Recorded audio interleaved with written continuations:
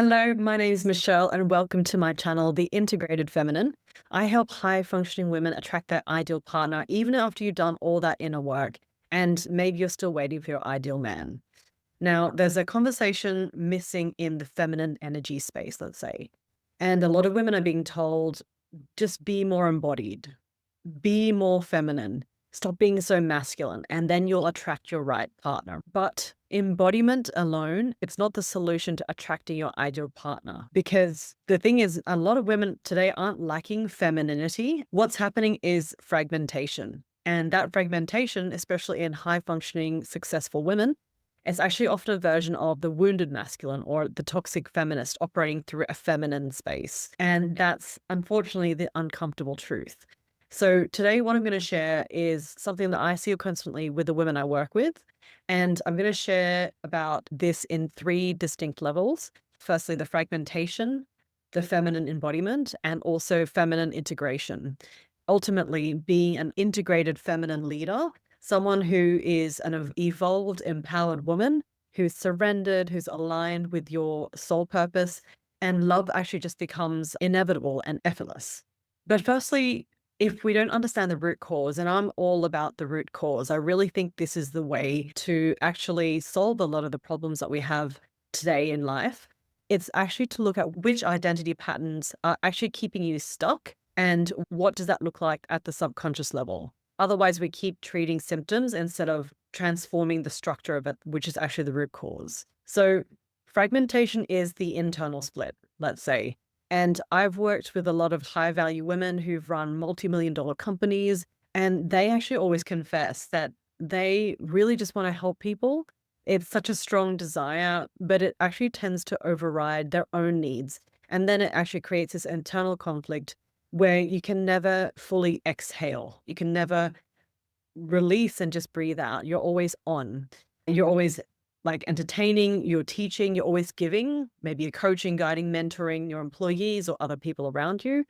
And this is coming from a fragmented feminine space where you're being in your element, yet you're always underneath in self-protection mode. Part of you wants that devotion and a partnership, a relationship that makes you feel safe and good. But another part of you doesn't trust men or is able to feel safe enough to be vulnerable and completely open. One part of you might want support and someone else to rely on, someone that you can lean on and just allow yourself to relax and be guided and led. Yet another part is resisting trusting men. That trust level only goes so far. Another part of you just wants to actually soften and let go of that control, that complete surrender that we always hear about. Yet another part might tighten and actually brace, like your nervous system braces, in case there's a worst case scenario. Now, here's the subtle nuance. Much of this modern feminine fragmentation, it's actually a version of the wounded masculine overcompensation. I've talked about this a bit before in the past. It's not masculine as in being manly, it's the masculine energy and the traits such as control, strategy, performance, external output, being reliant on self at all costs, not being able to fully delegate emotionally, mentally, physically. Historically, women needed to develop these traits to survive and actually gain equality. That's what happened in the feminist movement.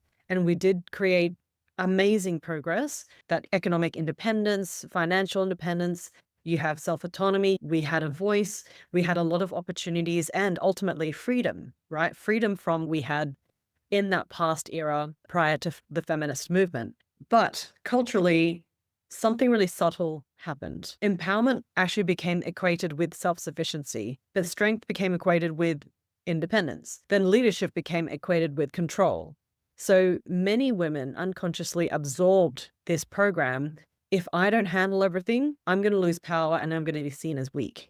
And if I need someone else or rely on others, then I'm going backwards, right? I'm not that independent, self-sufficient version of myself. If I soften, I'm going to be taken advantage of. I know that was a huge factor for me in softening my own edges. So what happens? The nervous system is overcompensated. We can build successful careers. We built really great high standards, boundaries. We had amazing emotional intelligence. We enabled full capacity for ourselves and our families.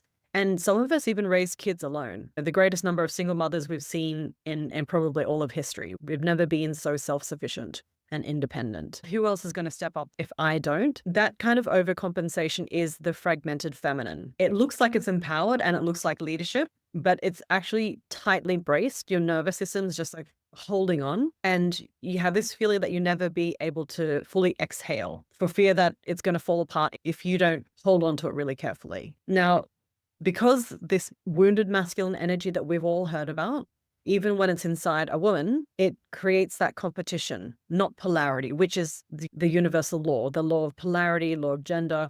These all require balance and harmony. Let's talk about embodiment, this feminine embodiment that we've all been hearing all over social media. This is the ability to feel your body, drop into embodiment, be able to regulate your own nervous system, to have that self-control where you're able to manage your own body and emotions and feelings. You can also access your own sensuality and have a good range of emotions, not just basic survival emotions. You can also stay present instead of going into your head constantly. And I know a lot of my high-functioning women are constantly in our heads, overthinking, trying to figure it all out with strategy and logic and reasoning, or you're over in other people's situations. And, these are all safe spaces for you because what does it mean? You're always in here or out there. So you're never fully present inside your own body, inside your torso, where we feel our nervous system the most. Now, embodiment, it moves you from cognitive control into physical awareness.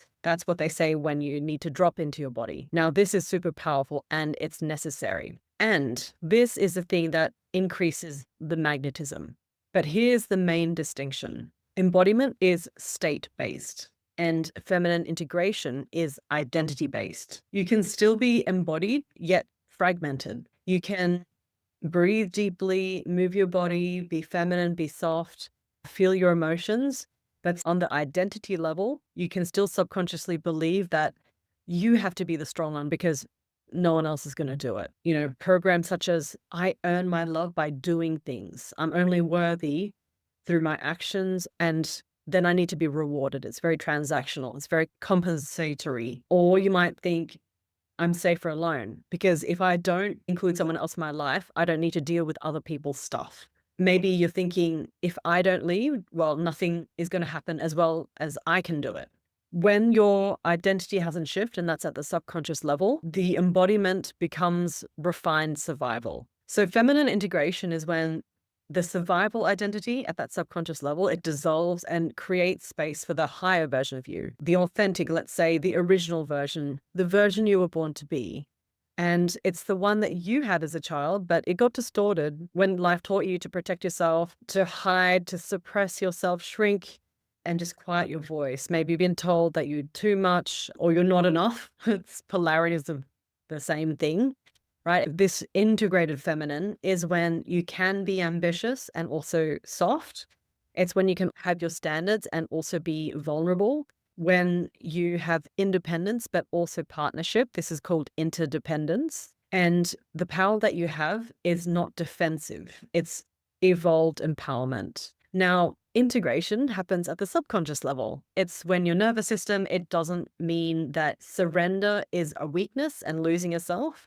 I know I used to think this. If I was like soft and I allowed things to happen, it meant that people could walk all over me. That's what I immediately created the story around. It could also mean to you that receiving, you might lose your value and worth. I also recognize that if I was going to receive something, it always came with strings attached. Like if it was receiving money or something, then I would have to do something for it. That was a massive one in my life. Like dependence on someone else means that you're owing others emotionally, mentally, physically, similar to that receiving part. It could mean that love no longer means that you have to compromise yourself and your lifestyle. Love can simply just be love. It can be pure and beautiful rather than a trade-off that you have to compromise yourself and your lifestyle. Now, integration is not about becoming less powerful.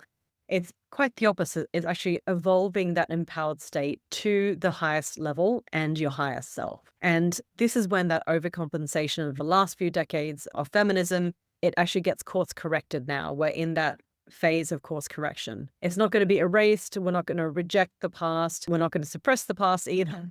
but it's more like coming back to home, the true, authentic version of us that we were born to be. Now, you don't abandon any of the things that you've learned so far, your competence, capability, your success, your skills. You integrate it now. You heighten that leadership within yourself to that new feminine integrated leadership, and you can soften your way of leading by serving others so that they can shine. This is the true empowered feminine energy. You don't need to mask your ambition and drive. It's amazing that you have it. And even though it's a masculine trait, you don't need to hide that. You can actually align it with your own internal path. And that's when it becomes super powerful, because this is now evolution. We're actually aligning this and integrating it with our internal compass, and it makes a much more powerful journey. We don't have to keep pushing things uphill anymore, because things just naturally fall into place the way they're meant to be.